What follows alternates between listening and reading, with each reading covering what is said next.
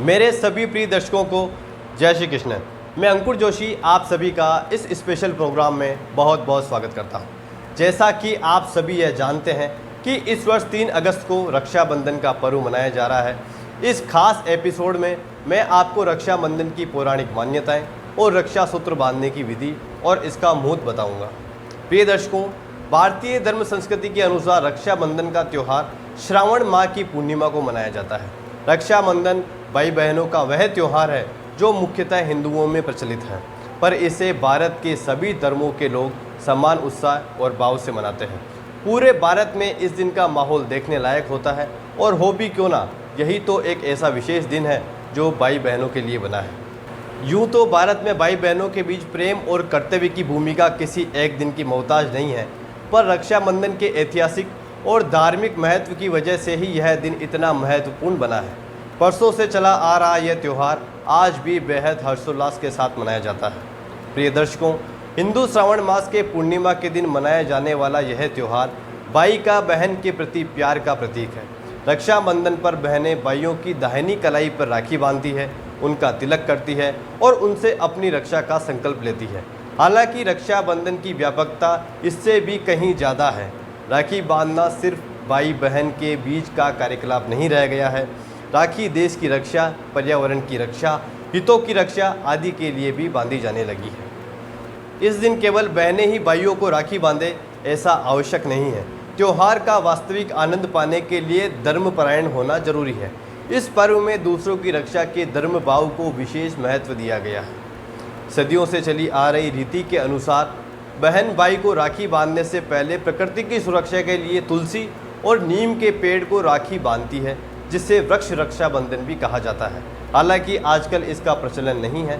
राखी का वास्तविक अर्थ भी यही है कि किसी को अपनी रक्षा के लिए बांध लेना। यह त्यौहार भाई बहन को स्नेह की डोर में बांधता है। इस दिन बहनें भाइयों को सूत की राखी बांधकर अपनी जीवन रक्षा का दायित्व उन पर सौंपती है। इस संबंध में पौराणिक और ऐतिहासिक कथाएं भी काफ़ी प्रचलित हैं। रक्षाबंधन का इतिहास हिंदू पुराण कथाओं में है। भगवत पुराण और विष्णु पुराण के आधार पर और वामनावतार नामक पुरानी कथा में रक्षाबंधन का प्रसंग मिलता है। राजा बलि ने यज्ञ संपन्न कर स्वर्ग पर अधिकार का प्रयत्न किया तो देवराज इंद्र ने भगवान विष्णु से प्रार्थना की। विष्णु जी ब्राह्मण बनकर राजा बलि से भिक्षा मांगने पहुंच गए। गुरु के मना करने पर भी बलि ने 3 पग भूमि जो है उन्हें दान कर दी। वामन भगवान ने 3 पग में आकाश, पाताल और धरती नापकर राजा बलि को रसातल में भेज दिया। उसने अपनी भक्ति के बल पर विष्णु जी से हर समय अपने महल में रहने का वचन ले लिया। लक्ष्मी जी इससे चिंतित हुई। नारद जी की सलाह पर लक्ष्मी जी बलि के पास गई और रक्षा सूत्र बांधकर उसे अपना भाई बना लिया। इस पर बलि ने लक्ष्मी से मनचाहा उपहार मांगने के लिए कहा। इस पर माँ लक्ष्मी ने राजा बलि से कहा कि वह भगवान विष्णु को इस वचन से मुक्त करे कि भगवान विष्णु उसके महल में रहेंगे।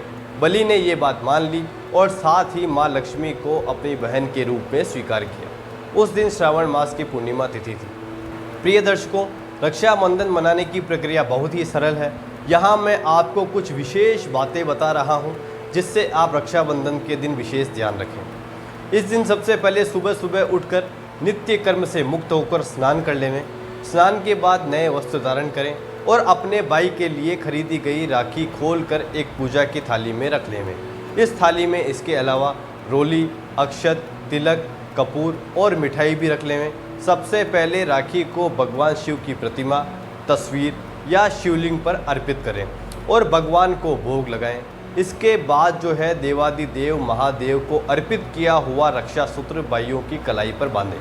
आजकल लोग सोफे व कुर्सी पर बैठकर ही राखी बंधवा लेते हैं। यह उचित नहीं है। राखी बंधवाते समय पीठे पर ही बैठें। आम की लकड़ी का बना पीठा सर्वश्रेष्ठ माना जाता है। इससे शुद्धिकरण होता है और अच्छा प्रभाव पड़ता है। इतना ही नहीं, व्यक्ति चुंबकीय रेखाओं से भी मुक्त हो जाता है। पीठे पर सिर्फ भाई को ही नहीं बल्कि बहन को भी बैठना चाहिए। यही रक्षा सूत्र बांधने की सर्वोत्तम विधि है। भाई को पूर्व दिशा की ओर बैठाएं।